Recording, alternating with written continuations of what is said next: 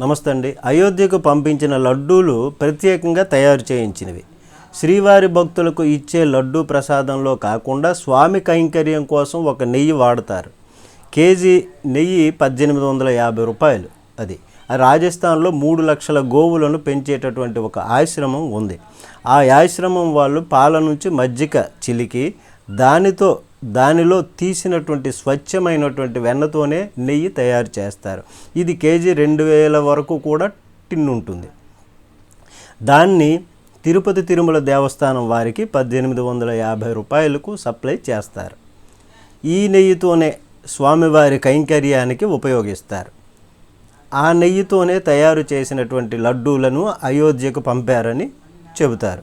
ఒకవేళ అలా కాకపోయినా ప్రత్యేకించి తయారు చేశారు కూడా. అయితే అయోధ్యకు పంపినప్పుడు జాగ్రత్తగా మంచి క్వాలిటీతోనే చేస్తారు కదా.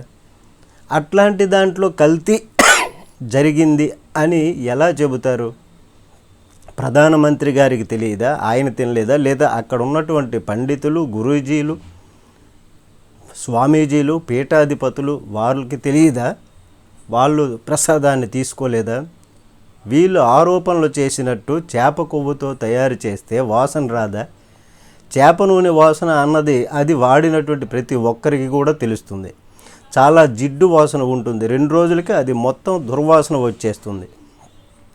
దాన్ని దాచేసేటటువంటి ఆ దుర్వాసన రాకుండా ఉండేటటువంటి టెక్నాలజీ అయితే ఇంకా రాలేదు. ఒకవేళ వీళ్ళు కనిపెడతారేమో.